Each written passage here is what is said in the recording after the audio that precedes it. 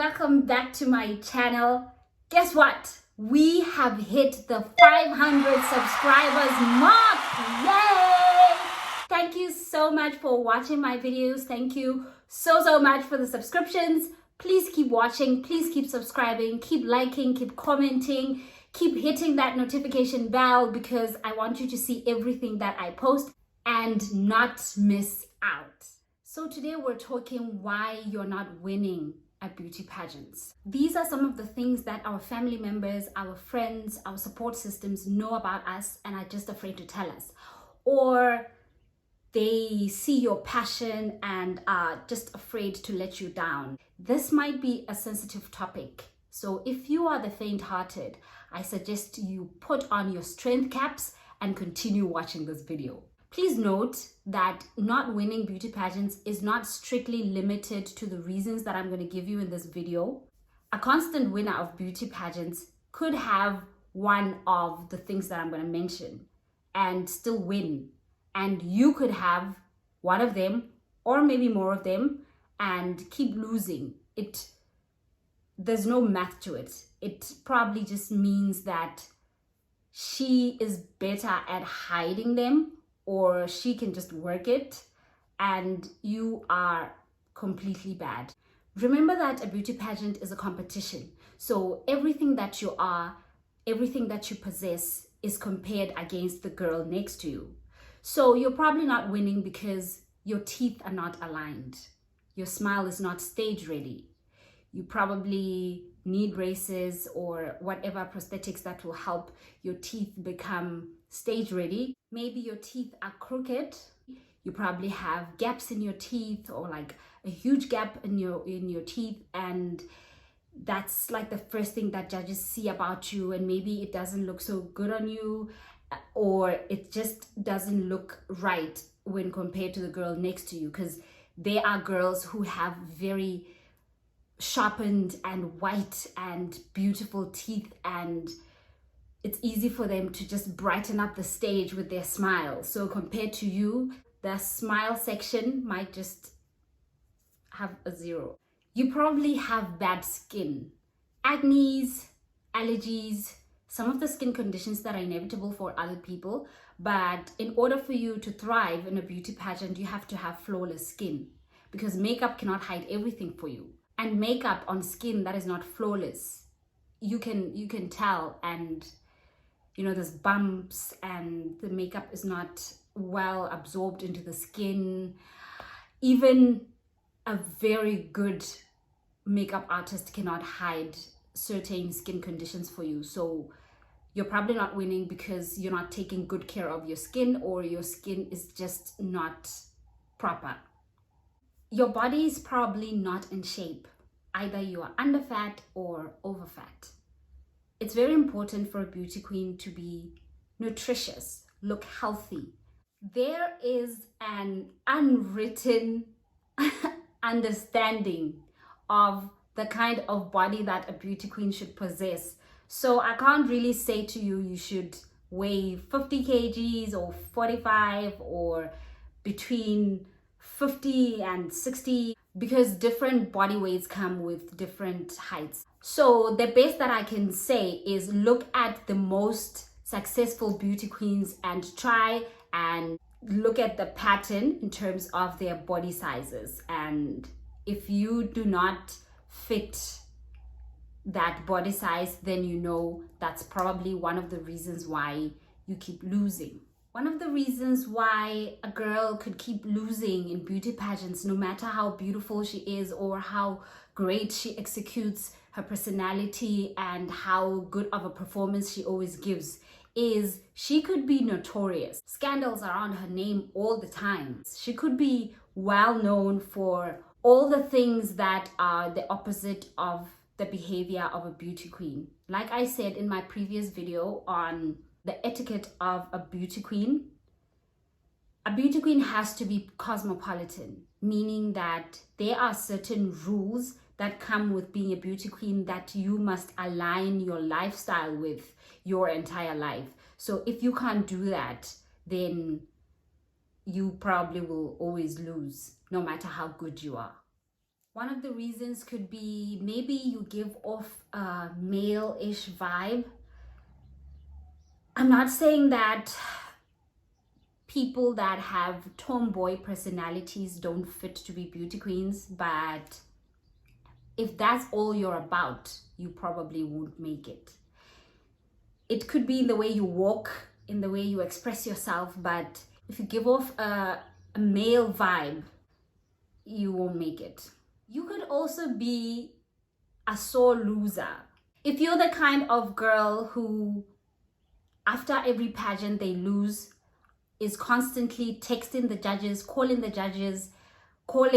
the pageant directors and everybody else that is surrounding the pageant, talking about how you deserved to win, or speaking ill of the reigning queen, or saying all of these mean things online, anywhere, about how you deserved the crown and the other girl did not deserve the crown. If you are that kind of person, then you probably will not make it in the industry.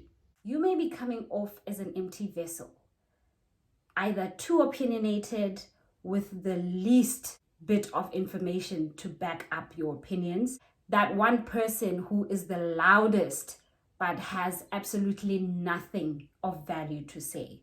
Or you may just be a person with no voice, even if it's screaming inside you. As long as you can't give it to us, then you seem like an empty vessel. Remember, you're applying to be a voice for the voiceless here. So who's going to employ you if you are also voiceless?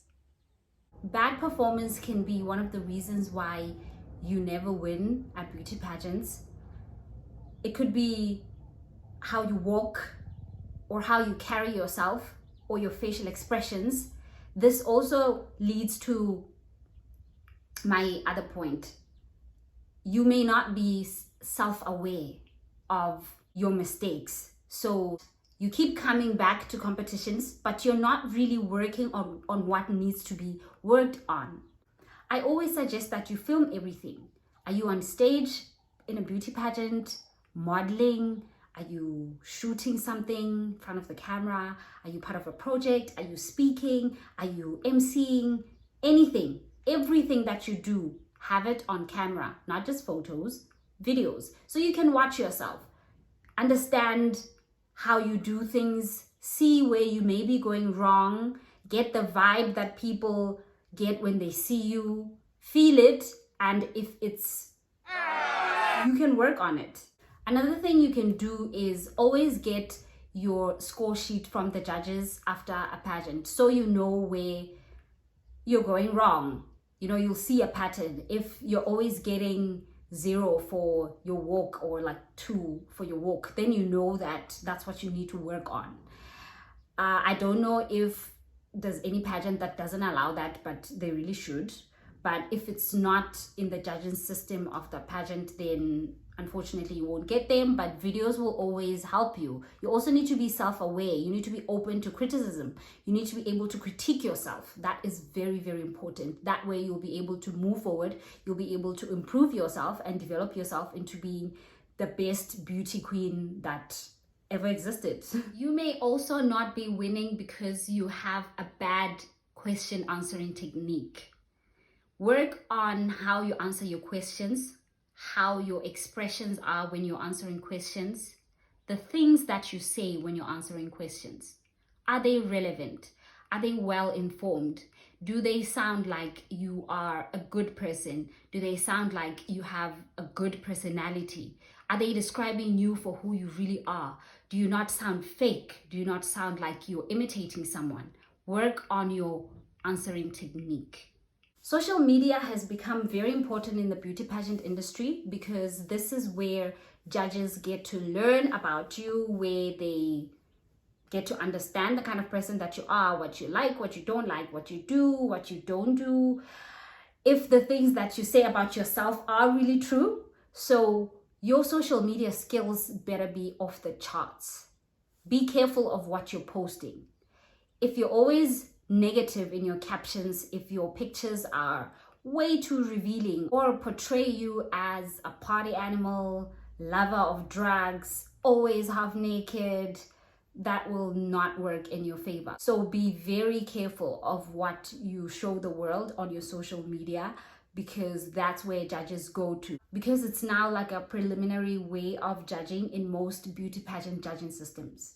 And if you ever plan on going international, you also want to show engagement on social media, how you reply to people, the things that you reply to, the content that you share, the work that you do, the impact that you have on people's lives, the things that you have achieved, the media houses that print your name.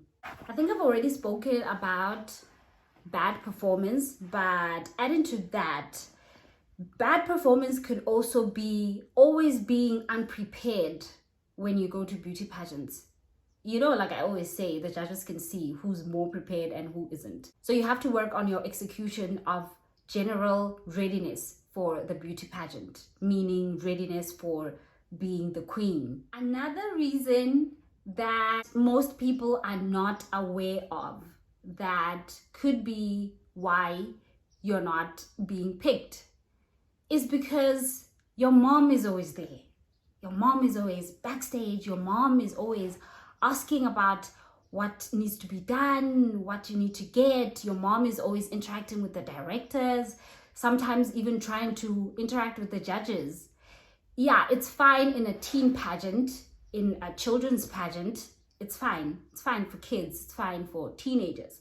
But for a grown woman, it makes you seem like you lack confidence so much, and you always need someone hyping you up, pushing you to do things. You know, that's what you seem like. Remember, I always say a beauty pageant is a job.